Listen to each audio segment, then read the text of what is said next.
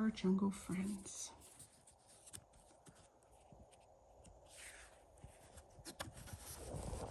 Copyright 1908 by the Southfield Publish Company in Akron, Ohio.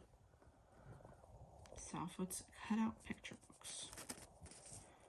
Our jungle friends, the owl and the bee, Topsy Tabbykins, Little Froggy Green. Old Brune is a bear, whom often you may meet, a-dancing to a trumpet along a quiet street. But in his native mountains, if you should find his den, and he came out to hug you, you wouldn't like him then. How patient is the camel, who carries many a pack across the burning desert upon his humpy back. He doesn't care for eating, he seldom wants to drink, but don't you trust his temper. He likes to bite, I think.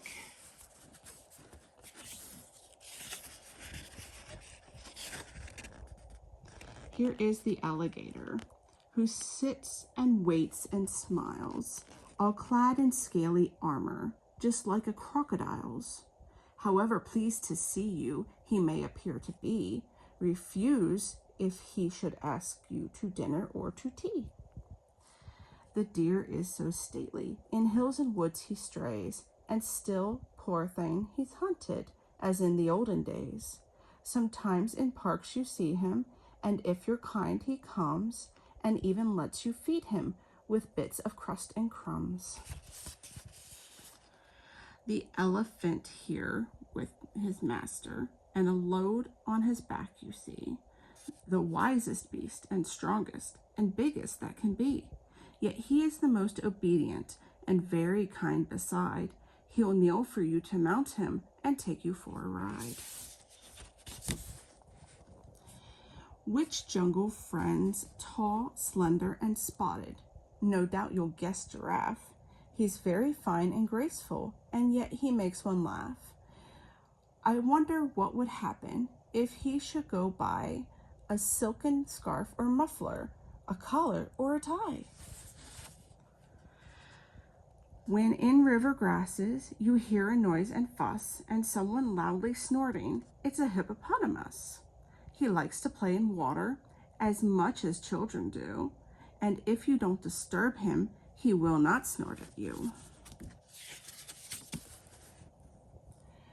When you see this picture, 2 kangaroos you'll shout. They pocket all their children and carry them about. And when you practice jumping, a high jump or a long, just watch the way they do it, and then you can't go wrong. The monkey is of many kinds, of every size and shape, from marmoset to lemur, to big baboon and ape. In woods he plays and chatters, and climbs with arms and legs, but on a barrel organ he just sits up and begs. The lion is so noble, so stately and so grim, there's hardly any creature but stands in fear of him. The king of beasts we call him, but when we hear his roar, we're very glad his kingdom is not our peaceful shore.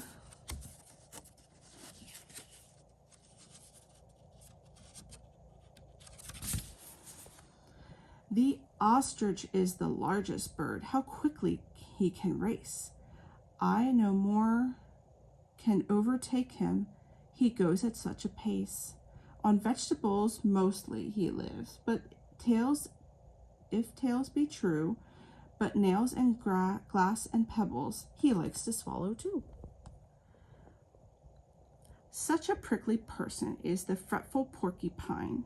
I shouldn't care to have him for any friend of mine, for if he gets offended, he backs upon you quick and shoves his quills against you, and goodness don't they stick. A deceiver is the quick opossum. If you should touch his head, he'll curl up also quiet, pretending he was dead. But hide, and then you'll see him uncurl and walk away. It's just a trick of possums, a trick he loves to play. Out for sunning and an airing is the old rhinoceros. Beware his ugly temper, for he is always cross. But though he is so spiteful, he has a friend, how queer, a little bird who tells him when any danger's near.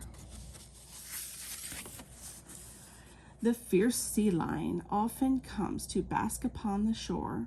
If anything annoys him, how he can grunt and roar.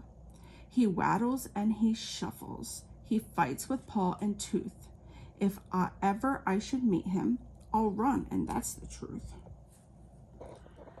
All striped is the tiger, in bands of black and gold. He prowls in Indian jungles, most splendid to behold. But he is fierce and cruel, to kill is his delight. So if you meet a tiger, don't stop to be polite. The vulture is a greedy bird with an India rubber neck and frightful beak and talons. Oh, can't he claw and peck? In the mountains and the deserts, he rears his ugly brood. He dares not fight things living, but takes the dead for food. The walrus is an animal that climbs the northern ice and lives on lumps of seaweed, which can't be very nice. His face is rather hideous, but oh, his teeth are strong. Just think if yours were like them, they'd be nearly 2 feet long.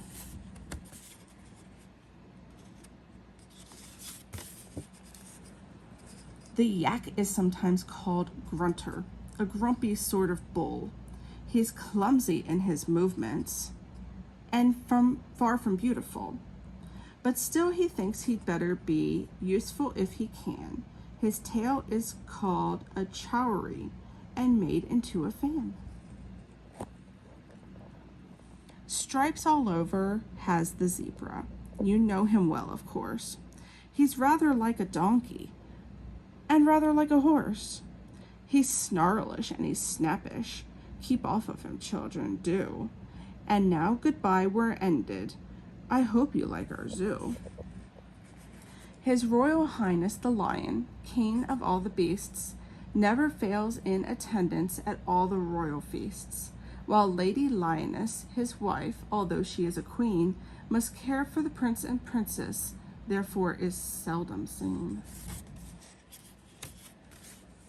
The end.